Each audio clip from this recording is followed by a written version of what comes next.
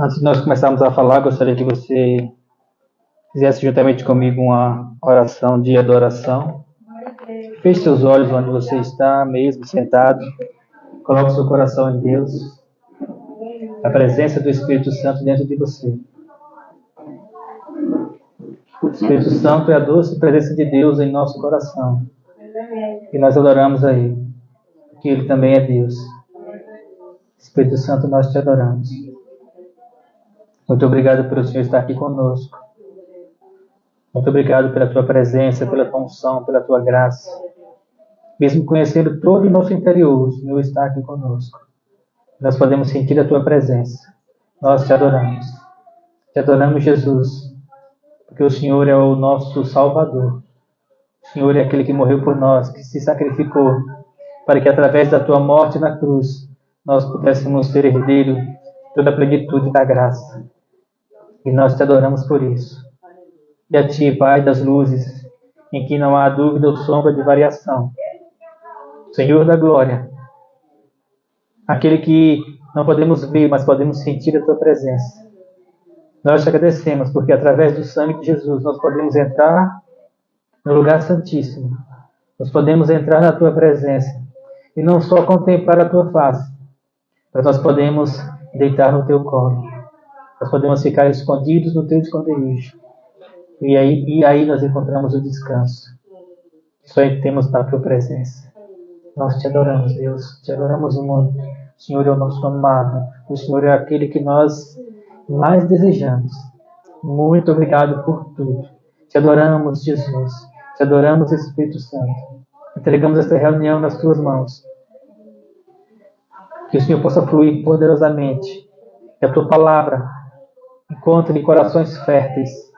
Que a tua palavra encontre corações e que possa multiplicar poderosamente frutos espirituais. Porque é isso que nós buscamos, é isso que nós temos de ti. O Senhor tem a liberdade nessa noite. Muito obrigado, em nome de Jesus. Amém.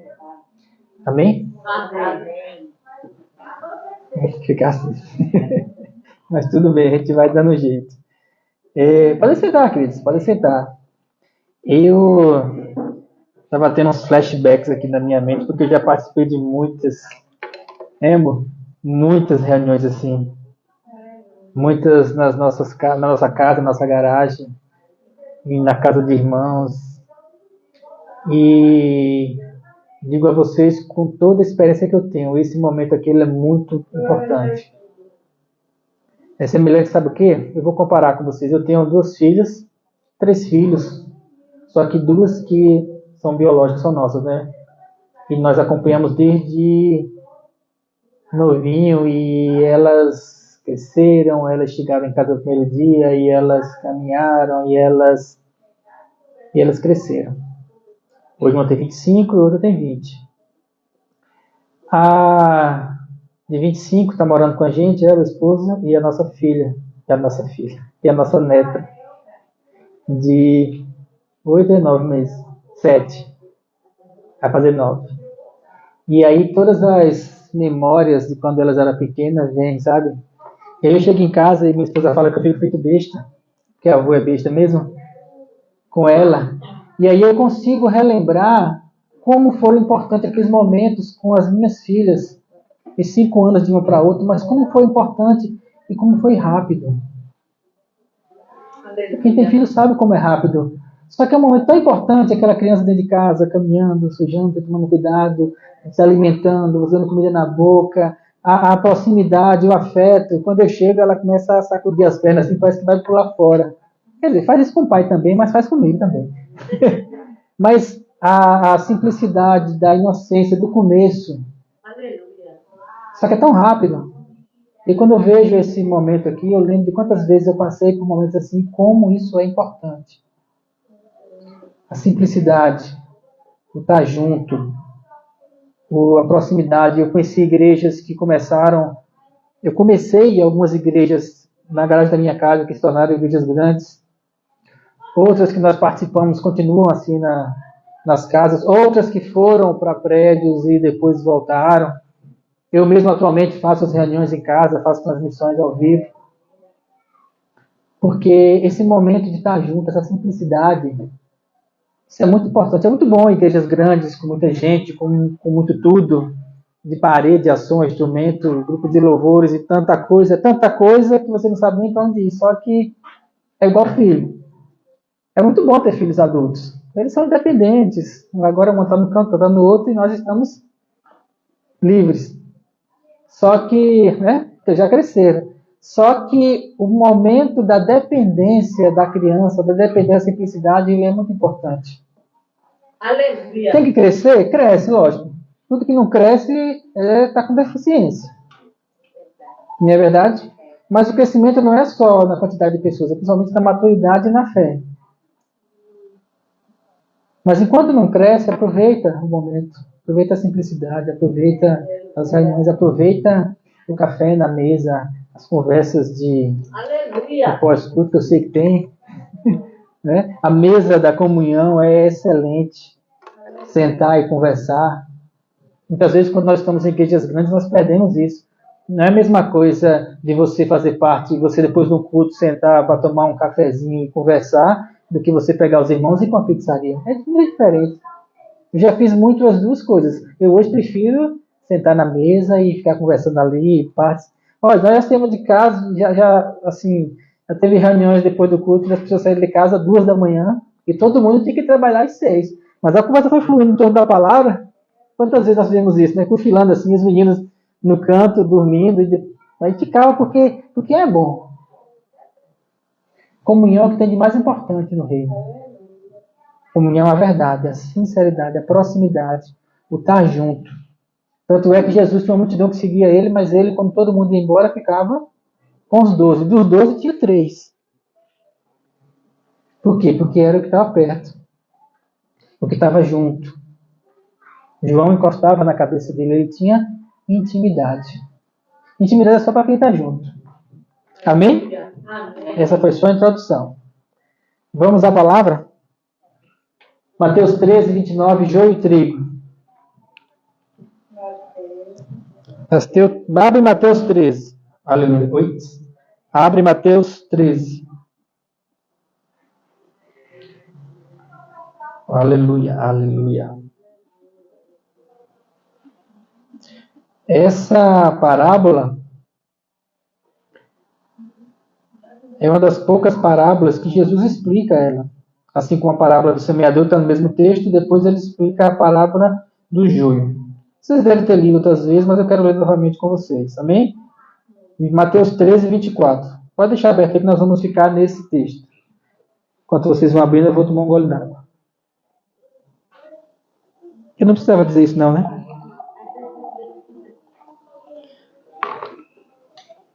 Aleluia. Mateus 13, 24. Abriram? Amém. Vamos ler. Propôs-lhes outra parábola. Outra do que a primeira foi a parábola do semeador, e depois ele explicou. Todos sabem a parábola do semeador, né? O semeador saiu para semear e lançou a semente. Eu tenho que mencionar ela porque as duas são parábolas sobre semente. A gente vai precisar entender isso. Propôs a parábola dizendo: o reino dos céus é semelhante ao homem que semeia a boa semente no seu campo.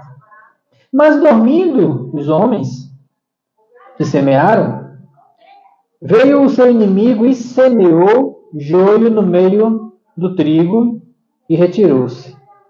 Quando a erva cresceu e frutificou, apareceu também o joio. Os servos do pai de família, indo ter com ele, disseram: Senhor, não semeaste tu no teu campo uma semente boa?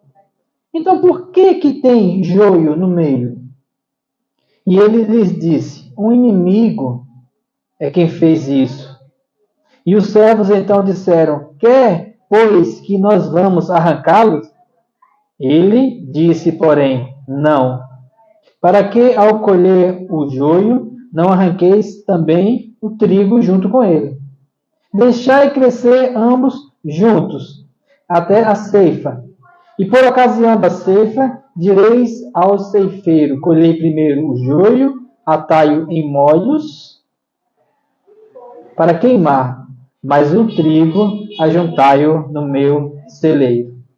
E aí você caminha mais um pouco e pula para o 36. E tendo despedido a multidão, foi Jesus para casa, onde nós estamos hoje. E chegaram a ele os discípulos, ou seja, os chegados, e disseram: Senhor, explica-nos a parábola do joio do campo. E ele respondendo disse: O que semeia a boa semente é o filho do homem, o campo é o mundo, a boa semente são os filhos do reino, e os joios são os filhos do maligno. O inimigo que semeou é o diabo. E a ceifa é o fim dos tempos, ou o fim do século. E os ceifeiros são os anjos. Assim como o joio é colhido e queimado no fogo, assim será na consumação deste mundo. Mandará o Filho do Homem os seus anjos, e eles colherão do seu reino tudo o que causa escândalo, e os que cometem iniquidade, e lançá-los-ão na fornalha de fogo. E ali haverá pranto e ranger de dentes. Então os justos resplandecerão como o sol no reino do seu Pai. Quem tem ouvidos para ouvir, ouça. Amém? Amém. Então agora vamos explicar a explicação. Jesus explicou para eles, nós vamos procurar entender agora. Amém. Glória a Deus. Amém. Primeira parte. O campo. E aqui é onde está o primeiro engano. Ele falou, o campo é o mundo. E quando você pensa o campo é o mundo, você pensa, não, o campo é o mundo lá fora, e aqui na igreja, não. Na verdade, o mundo a que se refere aqui é todos. Porque a semente é semeada para todos. O campo é o mundo e envolve tanto crentes como não crentes. Em todos os lugares onde nós vamos, tanto na igreja como fora da igreja, existe o joio e o trigo. E aí vem a questão. Aí eu peço para você o seguinte agora. Olhe para a pessoa que está do seu lado. Não diga nada, só olhe para ele. Olhe com bastante profundidade e pense na sua cabeça. Essa pessoa que está do meu lado é joio ou é trigo? Não diga. Só pense.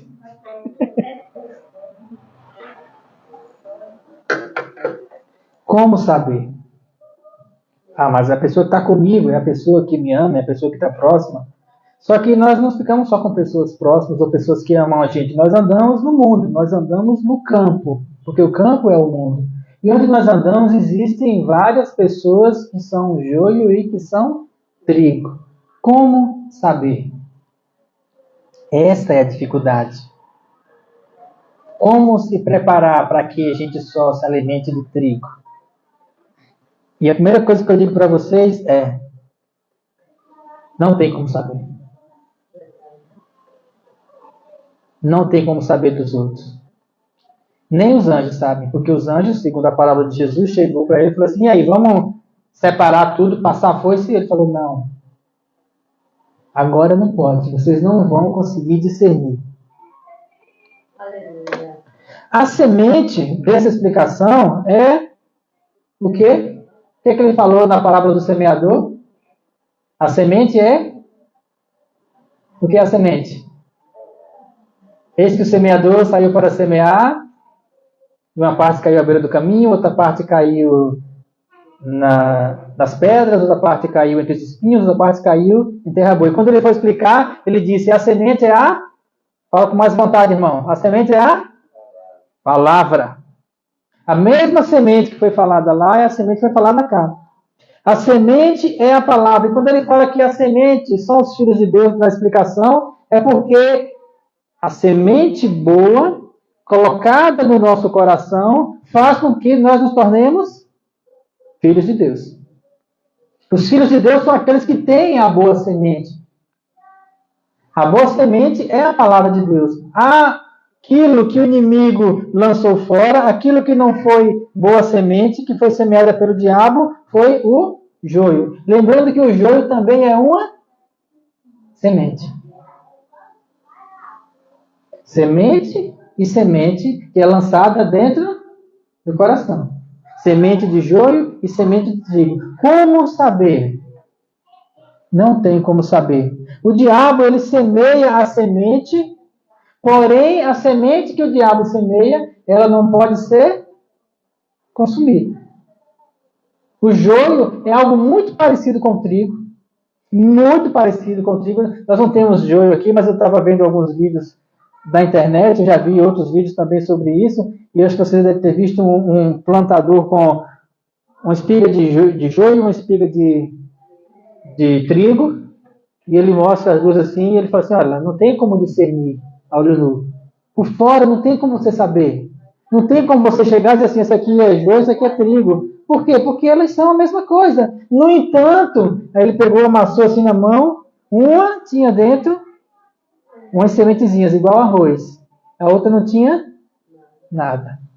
Uma era comestível, era fruto, alimentava. A outra não tinha.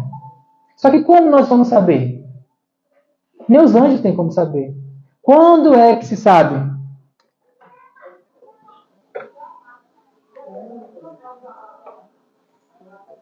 Quando é que se sabe a diferença? A diferença do joio e do trigo só vai ser mostrada no momento da colheita. Aí todos saberão. Todos saberão discernir depois, para os outros. Mas, e aí a parte importante, fora você não consegue discernir o que é joio, o que é trigo. Mas dentro, você sabe. Eu pedi para você olhar para o outro para que você pensasse assim, será que ele é joio? Será que ele é trigo? Você não tem como saber do outro. Você não tem como saber. Mas dentro de você, você sabe. E essa é que é a chave importante. Por quê? Porque a forma de você saber se você é joio ou trigo é o seguinte: você dá frutos? Você alimenta? A fé que você tem, ela supre você? Ela supre as suas necessidades? Ela sustenta você na hora da adversidade? Na hora que a coisa fica difícil, a sua fé, ela gera fruto, e eu pego o exemplo da pastora, missionária, que ela falou da mãe dela, que a mãe dela intercedia, que a mãe dela orava, que a mãe dela se mantinha em silêncio, que a mãe dela tinha paciência. E tudo que a mãe dela fez, confiando em Deus, depois gerou um resultado, gerou um fruto. Por quê? Porque toda fé gera fruto.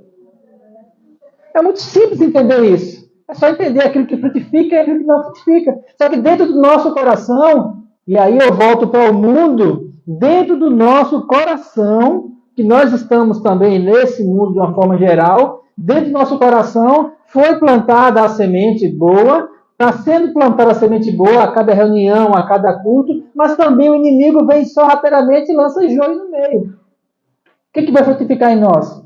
Como nós saberemos? Na hora da dificuldade.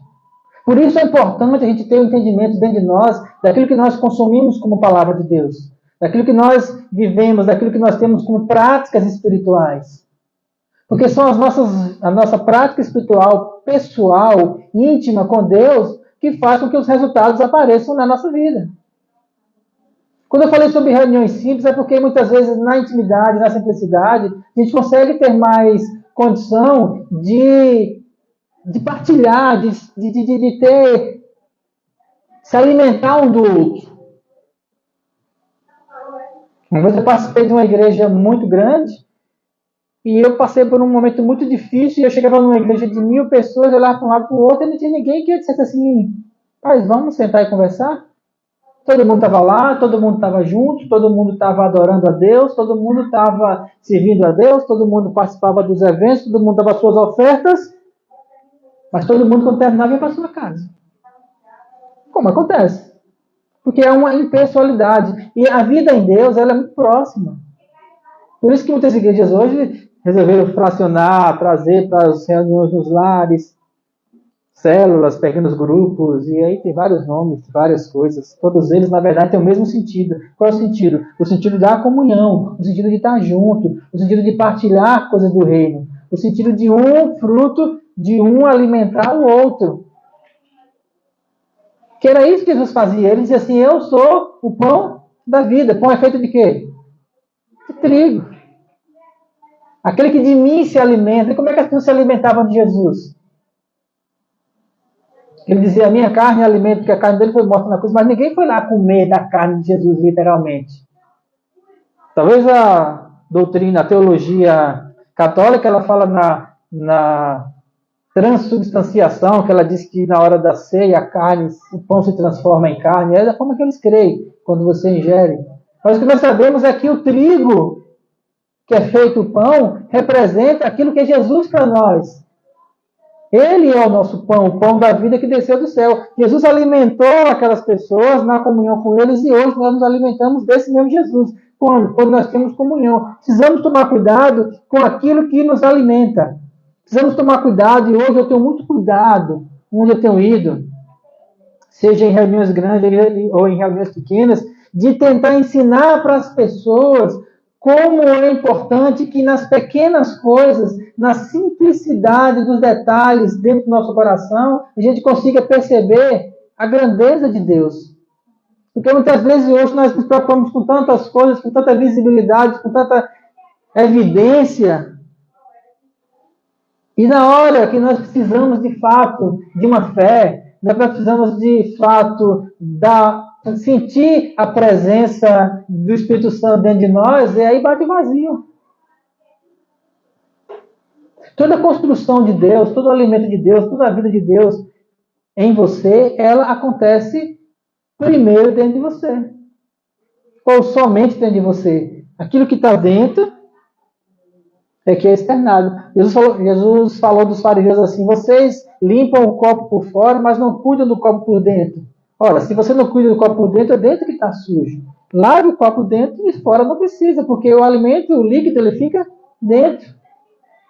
Provérbios 4:23 fala, de tudo que você deve guardar, guarda o teu coração, porque é dele que procede as fontes, as saídas da vida. Tudo que você é, tudo que você quer, tudo que você deseja, toda transformação, toda edificação, tudo que vai sanar a sua dificuldade, toda a fé, toda a vida, tudo de Deus, ou não, precisa ser trabalhado dentro do seu coração. Porque a semente do mal também cai lá. A semente do joio também cai no coração. Só que aí cresce tudo junto. E você não tem como discernir. Você olha e vê tudo uma coisa só. Tudo tem folha verde, tudo tem um espigão do mesmo jeito. E você olha de longe e você não consegue identificar. E só tem duas formas de identificar. Uma é fazendo como aquele agricultor fez. Você tem que pegar uma planta e amassar ela para ver o que é que tem dentro. Aí você pega outra planta e amassa ela para ver o que tem dentro. Só que num campo grande, como é que você vai tirar uma por uma? Não tem como. Isso quer dizer o que para nós? Isso quer dizer que uma pessoa que está perto de você, se ela sofrer um aperto, dá para você ver nela se ela vai dar um fruto ou não.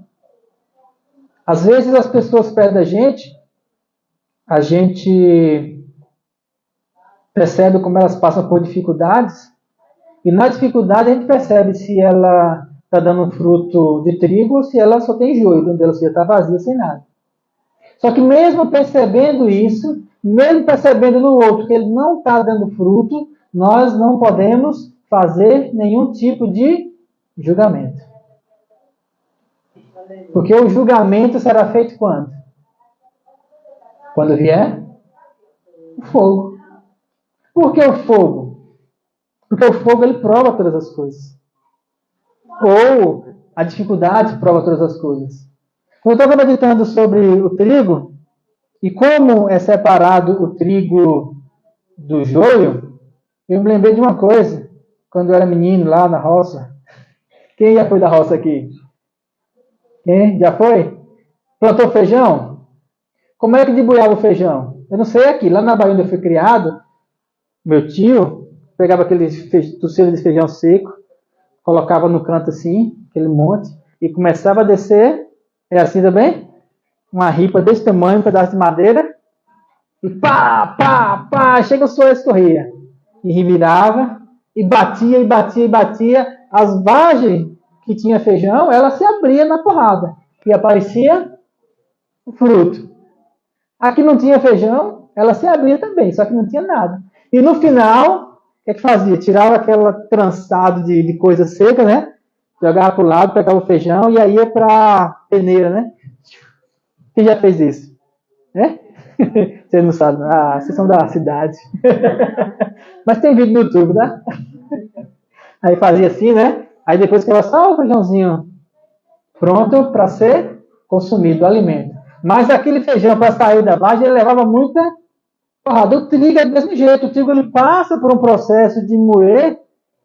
E nesse processo de moer, a palha vai saindo. E o joio, ele não tem nada dentro dele. Ou seja, todo o processo do joio, da raiz, de secar, da espiga, que vai misturado junto com o trigo, na hora da porrada, na hora de passar pelo moinho, na hora do aperto, na hora que a dificuldade vier, o que é trigo vai ser separado para o celeiro. Mas o que é joio, ou seja, que é só capa, que é só palha, que não serve para nada, que não alimenta, vai para o fogo.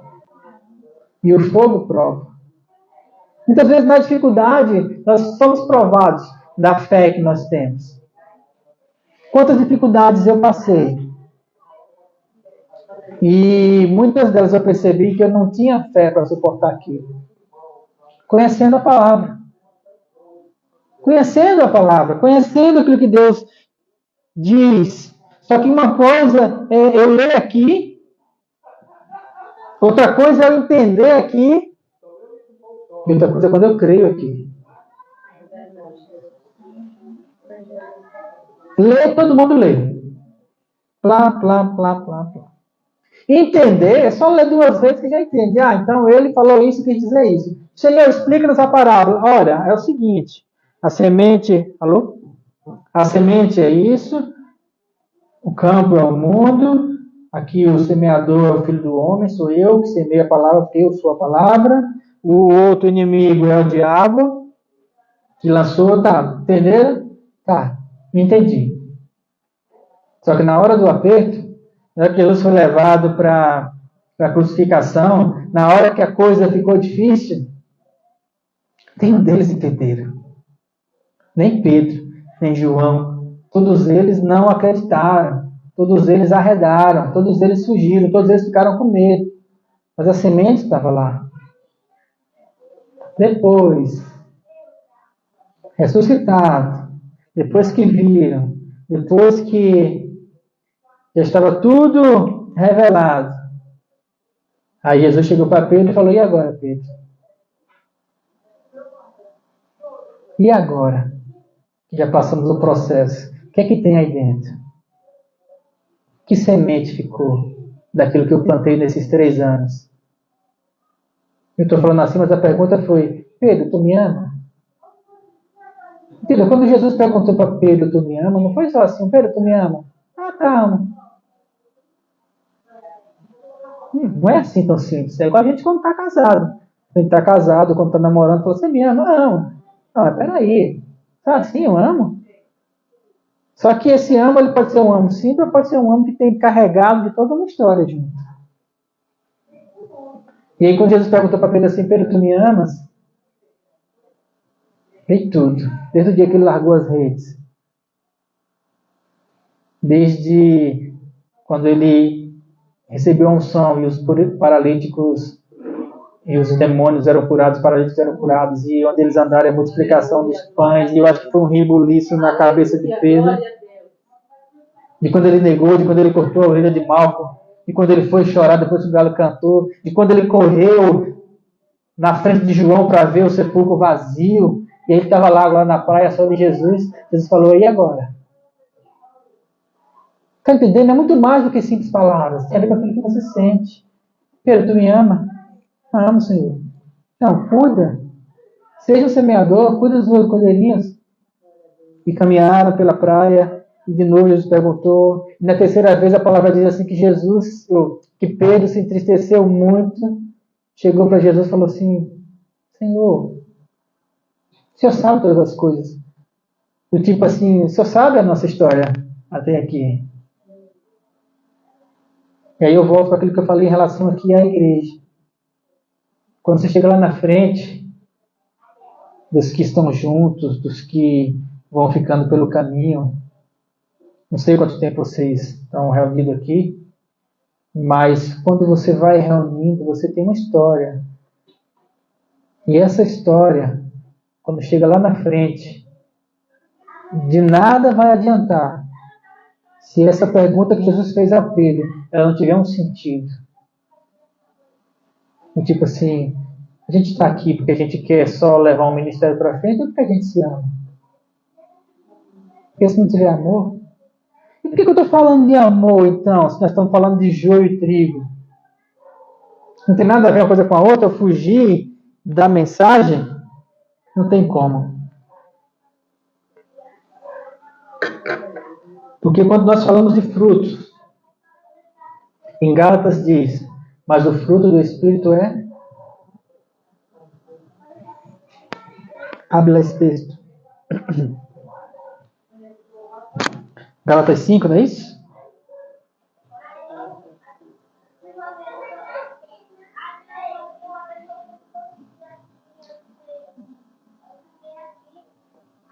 Aleluia. Mas o fruto do Espírito, Gálatas 5, quanto aqui está meio devagar. Se ele abre já. Quero que você abra esse texto, se você não conhece ele, ou se você conhece.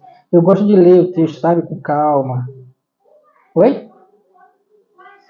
Obrigado. 5:22. Abre aí. Quando nós deixamos a semente do trigo, a palavra, frutificar dentro de nós. Quando nós, entenda, duas sementes são lançadas, o inimigo lança o joio. E o Senhor, o Filho do Homem, Jesus, ele lança o trigo. E aí nós temos a preocupação sempre de pensar no outro. Por isso que eu pedi para você olhar para a pessoa do lado. Porque isso é o que muitas vezes nós fazemos. A gente olha para o outro e fala assim, não, aquela pessoa ali é joio puro. E todas as vezes que nós pensamos sobre joio e trigo, aí nós pensamos, a primeira coisa é o quê? Não, eu sou trigo. Da porta para fora, todo mundo é joio. Porque os filhos do reino são trigo e os que estão no mundo... Eu fui ensinado assim na igreja. Como se aqui está todo mundo bonzinho, está tudo certo, todo mundo se ama, e lá fora todo mundo vai para o inferno e nós temos que trazer aquele de lá para cá. Só que, quando fala o campo é o mundo, ele fala assim, ó, dentro do teu coração, dentro aí do seu interior, tem as duas sementes.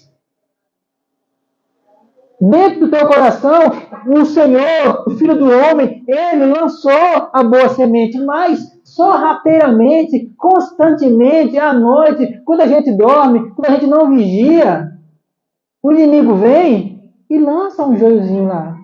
E se a terra é boa, as duas vão crescer. E se as duas vão crescer, o que é que nós temos que fazer?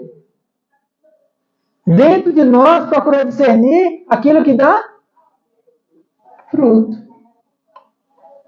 Não pense no outro. O outro, nem os anjos vão poder julgar. Isso vai ser quando chegar no final do século, ou seja, quando terminar o nosso tempo. Quando você morrer, aquilo que você é de fato vai se revelar. Quando o fogo vier, quando acabar tudo, aquilo que você é aí dentro do seu coração, aquilo que você é de verdade, aquilo que você é no Espírito, e no Espírito nós somos filhos de Deus, e no Espírito nós somos restaurados, no Espírito nós somos salvos.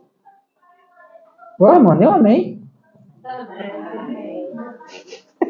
Está tão pesada assim a mensagem, né?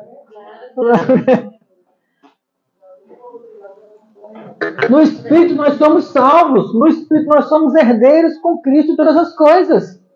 No Espírito nós somos filhos de Deus. E quando vier o fogo, quando vier a consumação do século, quando tudo acabar, aquilo que nós somos de fato, filhos de Deus, vai ser então revelado. Mas aqueles que não são, também vai ser revelado. Mas enquanto não chegamos do outro lado, agora nós podemos mostrar os nossos frutos. Aqui. Você não vai mostrar os frutos no céu. No céu você já vai ser perfeito. No céu é só glória, no céu não tem provação, no céu não tem ninguém para você, não tem ninguém para lhe apurriar. Todo mundo no céu é salvo, todo mundo está feliz com Cristo, dando glória a Deus, adorando Ele até a eternidade. Beleza, mas vem aqui. Aqui que nós precisamos ser provados. É aqui que é a palavra. Enquanto nós estamos aqui, do mais novo ao mais velho, é aqui que nós precisamos provar, de fato, que nós somos trigo. Como? Dando frutos. Mas o fruto do Espírito é, primeiro deles, amor. Amor. Amar. Incondicionalmente. Amar ao próximo. Mesmo que o próximo seja joio. Mesmo que seja, tem que amar. Ah, mas é uma obrigação? Amor nunca é uma obrigação. Amor é uma escolha. Ah, sou obrigado a amar essa pessoa. Não funciona. Quando as minhas filhas brigavam quando eu era pequena, eu falava, abraça as duas aqui. Abraçar, ficava abraçado. Todo pai faz isso, né? Abraçar as duas lá. Aí queria soltar, não, continua abraçado. Fala assim, eu só tenho você de irmã, você é tudo pra mim. Eu tenho você de irmã, você é tudo pra mim. Fala, eu te amo, eu te amo. Posso soltar agora? Fala, não, vai ficar abraçado aí as duas. Forçado. Tá, era amor naquele momento? Não, era obrigado. Eu estava forçando uma situação, eu estava ensinando algo diferente. Porque amor tem a ver com a relação de doar, de servir, de se dar, de não querer nada em troca. De fazer para o outro, não é pelo outro, é porque você quer fazer. Amor é uma escolha. Jesus escolheu vir para cá porque Ele nos amou. Porque Deus amou o mundo de tal maneira que Ele fez o quê? Vamos parar aí. Porque Deus amou o mundo de tal maneira porque Ele deu. Amor é dádiva. Amor é dádiva. A primeira característica do amor. Quando você ama, você dá. Você se desprende, você vai. Amor é dádiva. Se você não... Quando um casal se ama, o que acontece? Ele deixa pai e mãe, ela deixa pai e mãe, então os dois se dão um ao outro e vão morar juntos. Quando deixam de se amar, não querem mais se dar um ao outro e vai cada um para o seu caminho. Por quê? Porque faltou... Ah, não é porque o amor acabou, é porque eu não amo mais. Porque escolheram não amar mais. Porque amor é escolha. É difícil a gente entender isso, porque muitas vezes a gente é envolvido em tantos sentimentos aqui dentro, muitas vezes o joio é tão, sabe, amargoso. Porque palha amarga, né? Palha seca, então, deve ser terrível. Porque joio não tem fruto, é só palha amarga. E você, às vezes, do outro, você tenta comer uma palha amarga e não desce. Só que a gente tem que amar. Porque o fruto do Espírito é amor. Aí a gente entende o seguinte, que não parte do outro. O problema nosso é que a gente se preocupa sempre com o outro. Se o outro é trigo, se o outro ama, se o outro faz, se o outro doa, se o outro... Se Jesus se preocupasse com o outro, ele não teria nem descido. Porque se Jesus olhasse para cá e falasse assim, pai, aquele povo não merece não.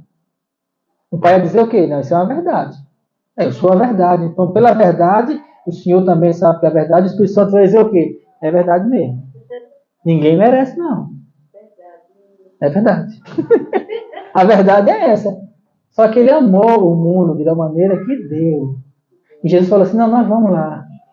Mesmo sem merecer, vamos lançar a semente. Vamos lançar trigo.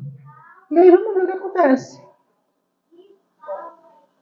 E quem frutificar, frutificou. Vai ser lançado para todo mundo. Veio o inimigo, lançou o joio no meio, falou assim, vou deixar fácil não, vou lançar o joio também no meio. Lançou o joio e aí tá aí. Joio e trigo. E é como nós estamos hoje. Desse jeito. Joio e trigo. Nesse grande plantio, que é o planeta Terra. E muitas vezes, quando a gente olha o mundo todo, a gente fala assim, não, a bagaceira é grande. Só que a gente não tem como cuidar do mundo todo. Isso é com Deus. Isso é na consumação dos séculos. Mas na proximidade, aqui junto, próximo, onde nós estamos hoje, nessa simplicidade, na comunhão, aí nós podemos andar com o fruto do Espírito. amor, alegria, longanimidade. O que é longanimidade? É um ânimo longo. A pessoa está ali cutucando e está sorrindo. Longo ânimo, sabe o que é? É a pessoa estar lhe esfaqueando pelas costas, mas você continua abraçado. Você abraça a pessoa, pá! Você fala assim, não, eu amo.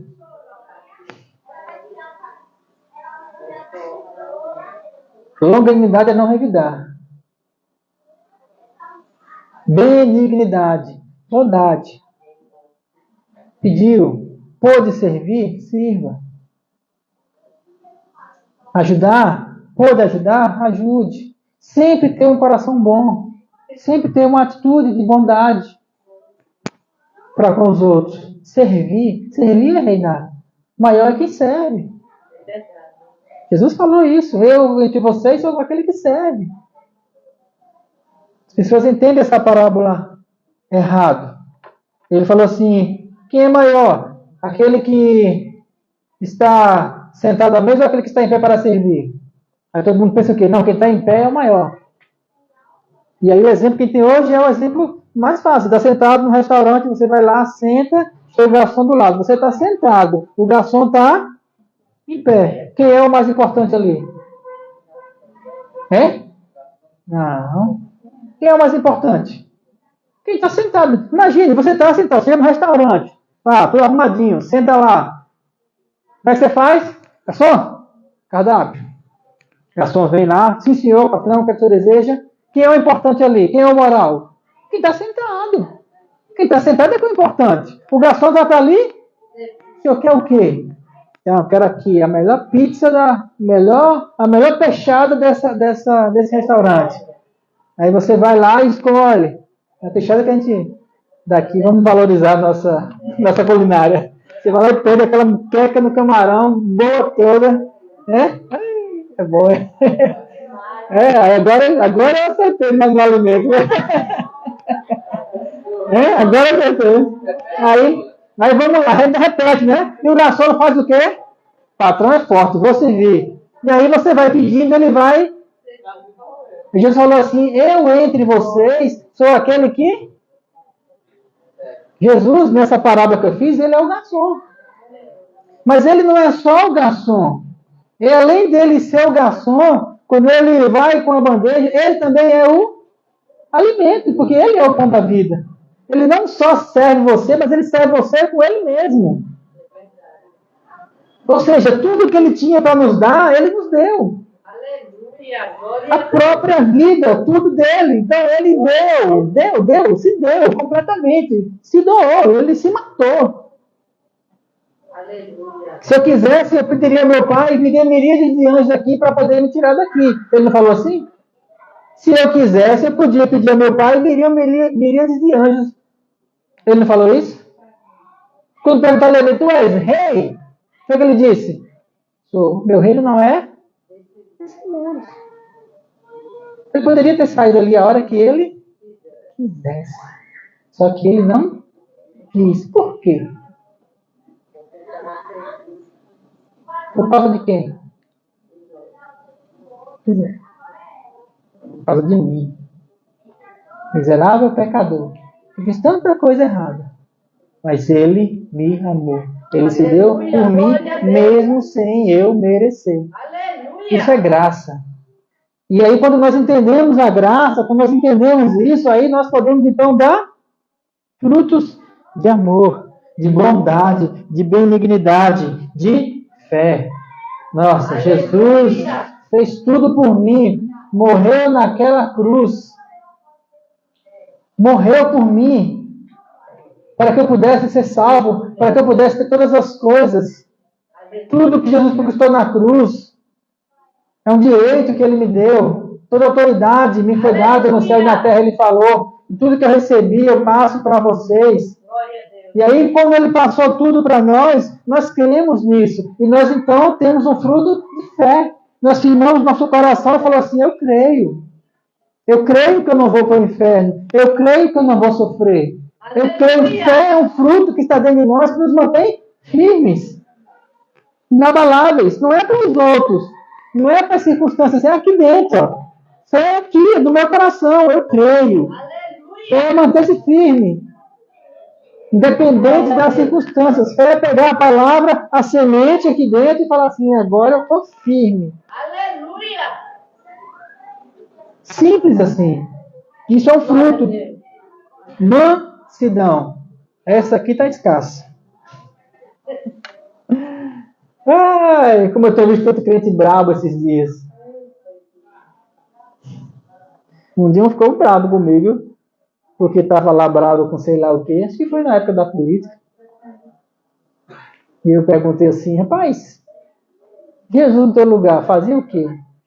Ah, Jesus está lá no céu, eu estou aqui. Eu falei, ih, você está sendo jogo.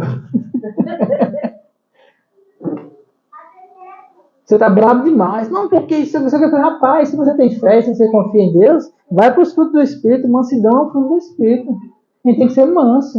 Oh, glória a Deus! Mesmo que às vezes pareça que a gente é besta.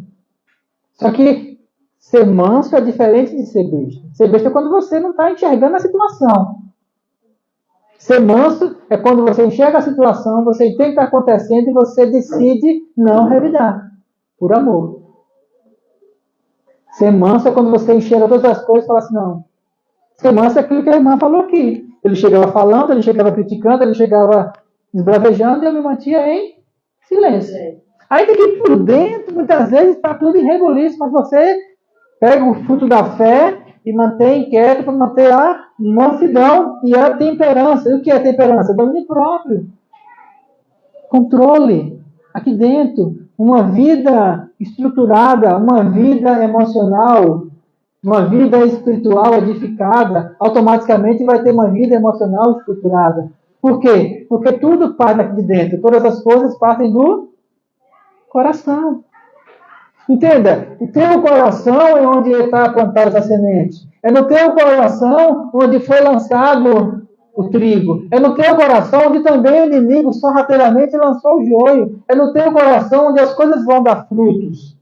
Aleluia. Ou não. É dentro de você onde as coisas acontecem. E o que acontece hoje é que tem muita gente preocupada com tanta coisa externa, tem muita gente preocupada com tantas, sei lá, de visibilidade, de evidência, de religiosidade, de estrutura, de tantas coisas que as pessoas se preocupam fora e não percebem que a forma mais simples e verdadeira de resolver o problema é quando você para com tudo, entra no teu quarto, fecha a tua porta, busca o teu pai em secreto e ali no teu quarto ele vai dar umas pancadas. Vai! Para quê? Para que a palha suma e apareça então que é fruto. Porque o que vale? O que é que importa de fato? Os frutos. Pelos frutos conhecereis. Pode uma árvore boa dar frutos ruins?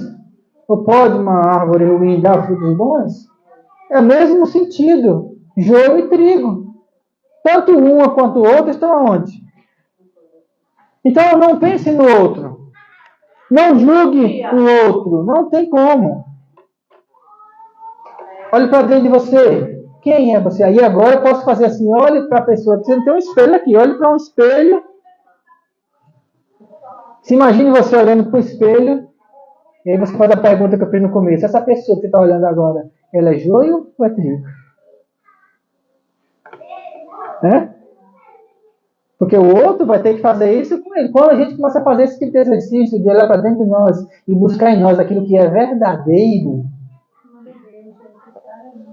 quando nós olhamos para dentro de nós e começamos a buscar dentro do nosso coração a palavra, aquilo que é verdadeiro, quando nós entramos no nosso quarto, quando nós buscamos a Deus e procuramos buscar a verdade dentro de nós, a verdade se manifesta em nós. E quando a verdade se manifesta em nós, a gente conhece a verdade. E conhecereis a verdade, e a verdade...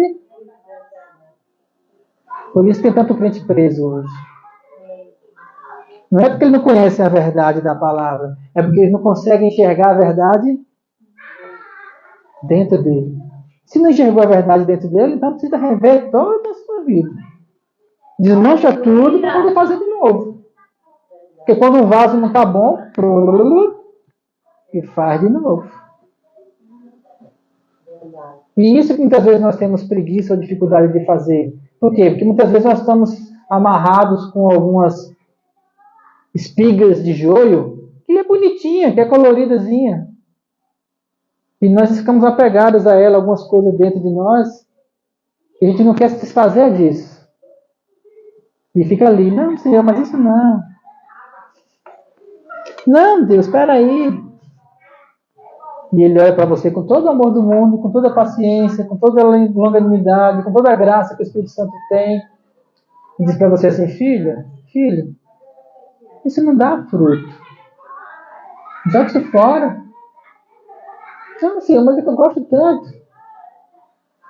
Pois é, mas a escolha é... Sempre foi nossa a escolha. Sempre foi nossa. Aleluia. Deus tem me levado hoje para muitos lugares. E aquilo que tem sido meu ministério tem sido voltado para tentar fazer as pessoas enxergarem o fundamento da vida em Deus. Porque as pessoas hoje, seja em ministério grande ou ministério pequeno, não estão parando para olhar para dentro de si e encontrar o fundamento.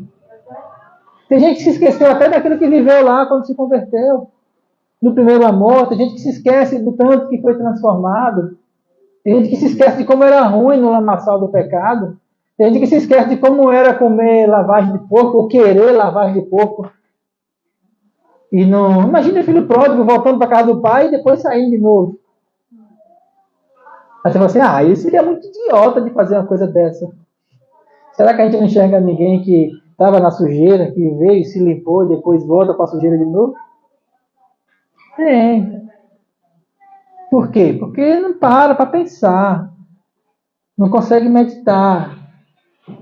Não para ter comunhão com Deus.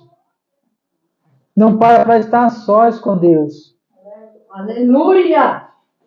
Eu fiz parte de um ministério uma vez que não tinha tempo para poder ter comunhão com Deus. Porque era tanta programação de domingo a domingo.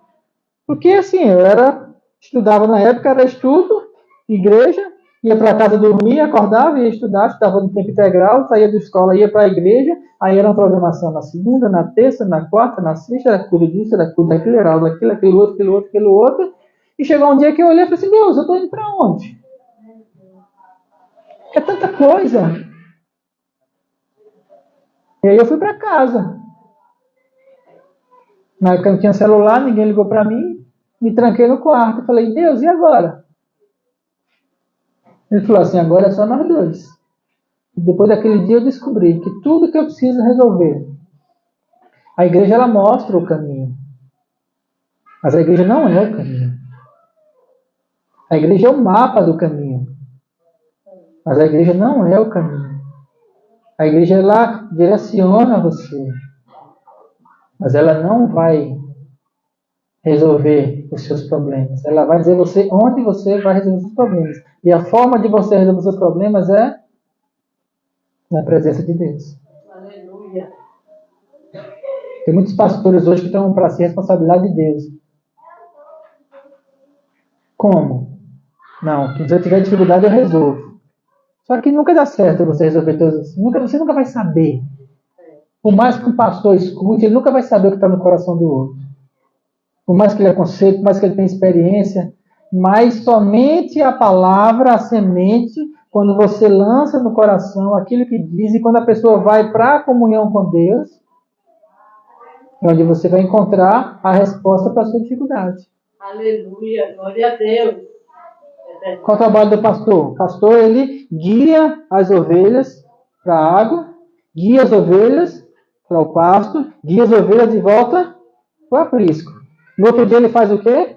Guia as ovelhas para o pasto, guia as ovelhas para o rio, beber água e entrar de volta para o aprisco. No outro dia ele faz o quê?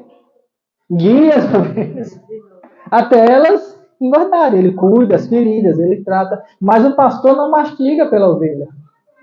O pastor não engole pela ovelha. O pastor não bebe água pela ovelha. O pastor não faz como um passarinho, que mastiga, abre a boca e coloca lá. Não. A ovelha é um animal ruminante. Ela que tem que mastigar. A ovelha, ela tem que mastigar. Aí engole, aí à noite ela faz o quê? O animal ruminante vem de volta, ela vai, mastiga tudo de novo. A vaca, me disseram uma vez que tem 7 estômagos. Vai, mastiga, volta. Vai, mastiga, volta. Vai, mastiga, volta. Aleluia. A ovelha também, todo ruminante deve ter uma coisa mais ou menos parecida com isso. Então, o pastor ele não engole. Quem engole é a ovelha. Ele guia.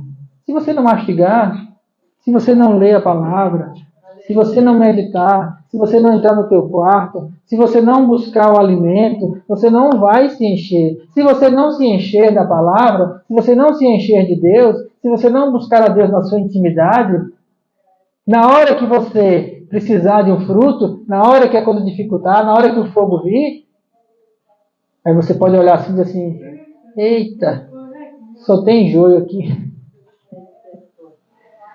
E quantas vezes nós passamos por situações que a gente olha assim e fala assim, eu não consigo lidar com isso.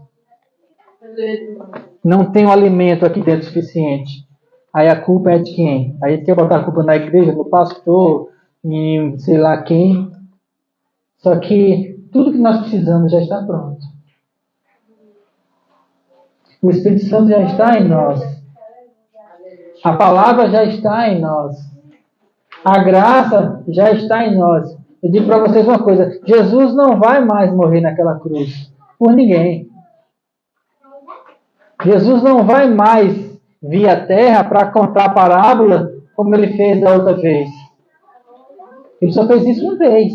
Quando ele vier agora, vai ser, sabe para quê? Para passar a foice. Glória a Deus por isso. Por quê? Glória a Deus por isso, quando ele vai passar a foice. Porque quando ele passar a foice, nós somos o quê? Nós somos o quê? Nós somos o quê? Trigo. Nós somos o quê? Gente, vamos ter fé. Quando Jesus vier passar a foice, tem gente que tem medo de Jesus voltar. Por que tem medo de voltar? Porque quando vier o fogo, será que eu sou trigo ou será que eu sou joio? Né? Gente que tem medo da volta de Jesus é porque não tem certeza do que tem dentro dele. Se você tem certeza, é igual ter certeza da morte. Se você tem certeza de que você vai para o céu e que lá é melhor, Aleluia. Glória a Deus. que medo você vai ter? É fechando o olho aqui e abrindo lá. Aleluia. Eu digo para você com toda certeza, queridos, lá é melhor. Ah, mas você já foi? Não, mas eu creio. Por quê? Porque a palavra diz. A palavra diz que lá é melhor. E quando eu penso que lá é melhor, quando eu creio e leio na palavra, eu digo assim, vou vos preparar lugar, na casa do meu pai há muitas moradas, isso conforta o meu coração para quê? Para saber que todas as coisas aqui são temporárias. Posso viver 200 anos, mas um dia eu vou. Ah, mas ninguém vive 200 anos. Não importa se vai ser com 200, com 90, se for amanhã, se for depois, não interessa. Paulo falou assim, se eu vivo é Cristo, se eu morro é Cristo, então estando vivo, estando morto, para mim não faz diferença, porque tudo é Cristo, e Ele é meu, e eu sou dele, e Ele cuida todas as coisas, tanto nessa vida quanto na próxima, na morte. Isso significa o quê? Significa que o nosso coração precisa estar em paz. Então, quando vier o julgamento, quando Jesus vier para cá para passar a foice, eu vou estar de boa. Por quê? Porque eu sei o que eu tenho aqui dentro. Eu sei a construção que eu tenho aqui. Eu sei a fé que eu tenho aqui. Eu sei quem eu sou em Deus. E quando eu sei aqui dentro quem eu sou que eu sou filho. Eu sei que eu sou filho do Altíssimo. Eu sei que meu Redentor vive. Aleluia. Então não importa a seca, não importa a dificuldade, não importa as circunstâncias, não importa nada. Eu sei, então eu simplesmente me coloco no lugar de confiança, ou seja, naquele lugar onde eu moro, onde eu habito. E onde é que eu habito? Eu habito nos esconderijos do Altíssimo, lá em minha casa. E na sombra do Onipotente, lá onde eu moro, aqui dentro, lá naquele lugar onde eu estou constantemente, onde eu descanso, nesse lugar eu deito e durmo. Aleluia. O colo do Pai é a minha cama. O colo do Pai é o meu descanso. Por quê? Porque a construção de Deus dentro de mim traz essa confiança para o meu coração. E a minha preocupação aqui hoje, o meu zelo, o meu cuidado, aquilo que Deus tem colocado para mim como mensagem hoje, e eu vou terminar agora, é para que você entenda que você precisa trabalhar cada vez mais a construção de Deus dentro de você. Aleluia! Não adianta só escutar a palavra. Por quê? Porque se você não cuidar, o joio está lá, o joio já foi lançado, não vai ser lançado ainda joio dentro do teu coração, não, já foi semeado. Dentro do teu coração ainda tem uma parte que é pedra. Tem coisa que você não crê, dentro do meu coração tem coisa que eu não creio ainda. Dentro do meu coração tem parte ainda que está recheada de espinhos. Prazeres do mundo, vaidades, tem aqui dentro. No meu coração tem palavra que eu não peguei. Quando ela entrou, veio o diabo como ave de rapina e... Tem palavra no meu coração que ficou à beira do caminho. E o que é que eu preciso? Eu preciso cuidar daquela que caiu em solo fértil. Eu preciso cuidar dentro do meu coração desse trigo que está sendo lançado aqui dentro para que ele venha frutificar. Aleluia! A palavra foi lançada, o joio foi lançado, Jesus morreu na cruz, todas as coisas já foram feitas, o que precisava ser feito da parte de Deus já foi feito. Agora, da minha parte, é que eu preciso meditar, entrar em comunhão com Ele. É que eu preciso buscar em oração, em adoração, em louvor, entrar no meu quarto, fechar a porta e buscar intimidade com Deus. Aleluia! E para encerrar, uma das coisas que mais me deixou triste durante o período da pandemia foi pessoas que chegaram para mim e disseram assim: pastor, o que eu faço agora? Eu estou aqui em casa. Falei, querido, você está em casa, você está ganhando, porque você trabalha, mas não está indo trabalhar porque está de lockdown. Aí você tem duas opções. Ou você vai assistir Netflix o dia todo, ou ficar no WhatsApp, ou no Instagram, ou no Facebook. Ou você separa um momento do seu dia, procura um cantinho aí, bota um louvor e passa aí 1 hora adorando a Deus. Aleluia! Pastor, não tem culto. O que eu faço? Rapaz, o culto é você e Deus. Vai buscar Deus. Aproveita que está você e Ele sozinho. Aproveita que está só você e Deus e vai buscar comunhão com Ele. Vai tirar o atraso da sua comunhão com Deus. Glória a Deus! E aí tem gente que ficava lá perdida e agora que eu posso, rapaz, você tem tempo, estão pagando, você está em casa, vai em comunhão com o Pai, vai adorar. Desliga a televisão e vai buscar a presença de Deus. Eu, infelizmente, não tive que parar, porque eu trabalho na área da saúde, a unidade de saúde que eu trabalho ficou aberta o tempo todo. E eu vi o povo em casa. Falei, ai, como eu queria estar em casa agora, de pijama, pegando meu violão, entrando no meu quarto, começando ali só a adorar a Deus. Acordar, pensou você acordar? Você nem vai tomar café, você fala assim, vou jejuar o dia todo. Vai para um canto, liga o louvor, pega a palavra e fala assim, hoje eu vou ficar aqui de 8 até as 18 horas. A minha hora de trabalho eu vou dedicar para o Senhor. Vou ficar aqui só em comunhão, eu e Ele. Não vou nem fazer nada da casa, vou ficar só em comunhão. Para a pessoa, que maravilha. Aleluia, é verdade. Só que aí nós estamos, muitas vezes, ocupados com tantas coisas do mundo. E o mundo, querido, só tem joio. A gente precisa aprender a voltar para a comunhão. A gente precisa aprender a voltar para a presença de Deus. A gente precisa aprender a voltar a ter sede por Deus. A gente precisa aprender a voltar a buscar ter aquele prazer da comunhão com Deus, do a sós com Deus.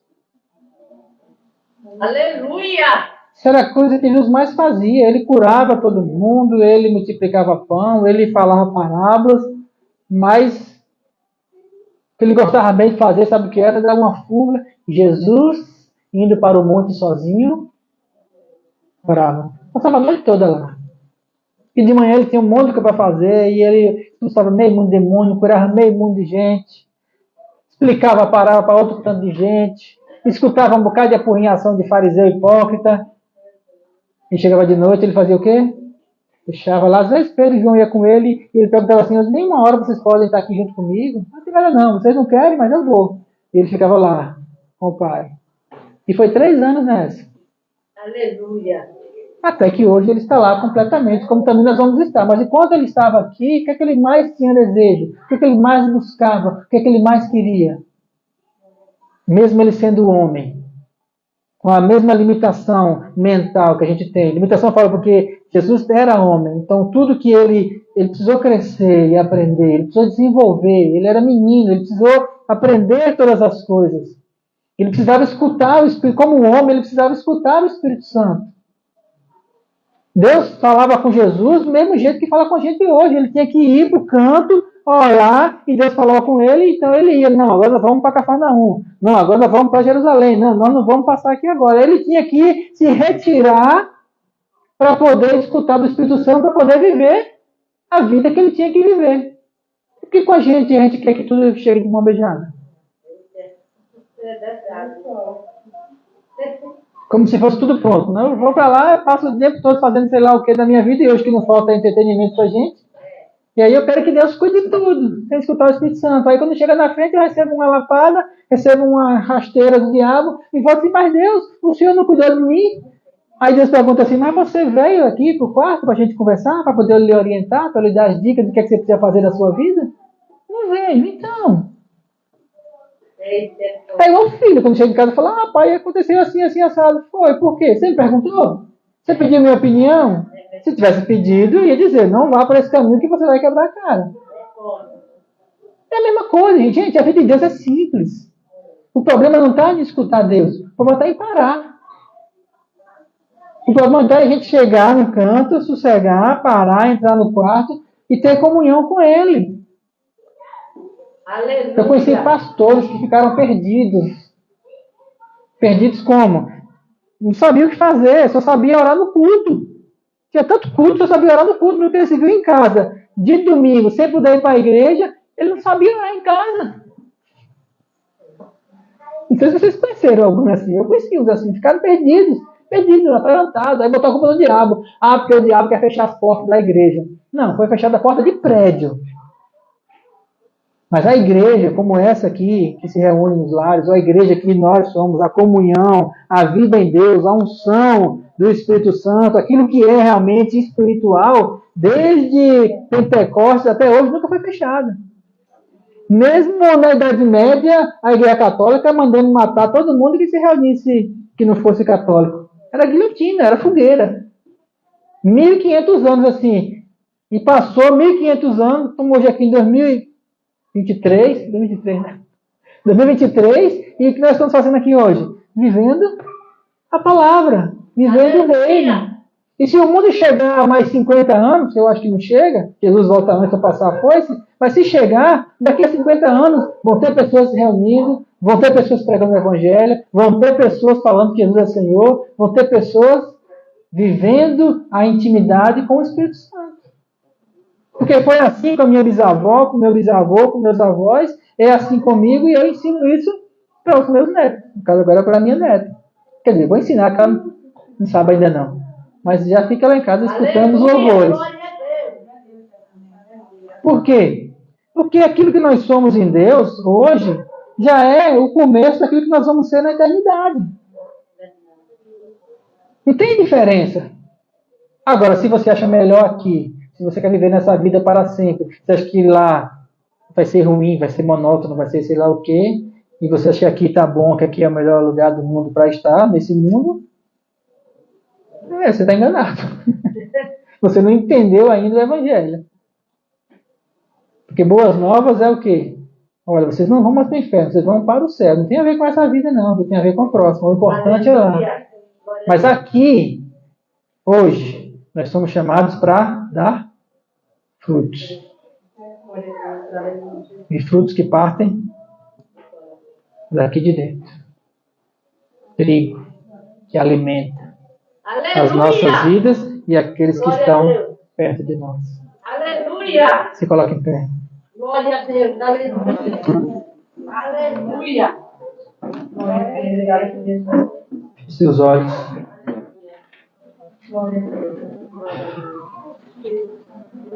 Oh Senhor, nós te adoramos. Nós te adoramos, Pai. Coloque a mão no seu coração. Pai, em nome de Jesus, nós oramos agora. Cada um que tem escutado essa mensagem, os que estão presentes aqui, aqueles que estão assistindo pela internet, Glória a Deus. aqueles que vão assistir depois Aleluia. pelo YouTube. Deus de glória. Cada coração que essa semente foi plantada, Deus. Nós declaramos em nome de Jesus que toda palha seja esbagaçada. Em nome de Jesus. Que aquilo que é joio seja destruído. Em nome de Jesus. Aquilo dentro do meu coração que não dá fruto. Aquilo dentro do meu coração que não foi plantado pelo Senhor. Que seja queimado em nome de Jesus. Em cada coração, Senhor. Eu oro agora em nome de Jesus. Em nome de Jesus. Que o fogo venha queimar poderosamente. Para que somente aquilo que é teu permaneça. Amém, Senhor. Glória a Eu Deus. declaro, Senhor, sobre cada pessoa que Aleluia. tem escutado essa mensagem, um desejo ardente pela tua presença. Glória Um a Deus. desejo ardente pela intimidade com o Senhor. Um desejo ardente por um amor a Ti acima de qualquer coisa, Deus. Que o Espírito Santo encontre a brecha para despertar em cada coração o desejo de buscar ao Senhor em intimidade. Aleluia. Para que os frutos possam ser produzidos. Assim como diz a palavra, 30, 60 e a 100 por um. Para que onde nós passamos, seja no trabalho, em casa, na escola, faculdade, na rua, vizinhos, em qualquer lugar onde nós estejamos, nós possamos dar frutos. Frutos dignos de arrependimento. Frutos que venham nos alimentar e venham alimentar as pessoas que estão ao nosso lado. Para que eles conheçam o Teu amor. Para que eles conheçam a Tua graça. E para que sejam alimentados por Ti. Essa é a nossa oração, Pai. Nós Te louvamos e Te agradecemos por essa palavra. Nós Te agradecemos porque nós fomos alimentados nessa noite por Ti. Nós Te agradecemos pelo Teu poder que cada dia tem nos sustentado. Nós Te louvamos e Te agradecemos em nome de Jesus. Em nome de Jesus. Amém. Amém, queridos? Eu louvo a Deus por estar aqui nessa noite. Sei que foi o Espírito Santo que direcionou. Amo cada um de vocês. E até a próximo convite em nome de Jesus. Amém. Amém? Amém. Aleluia. Glória a Deus. Aleluia.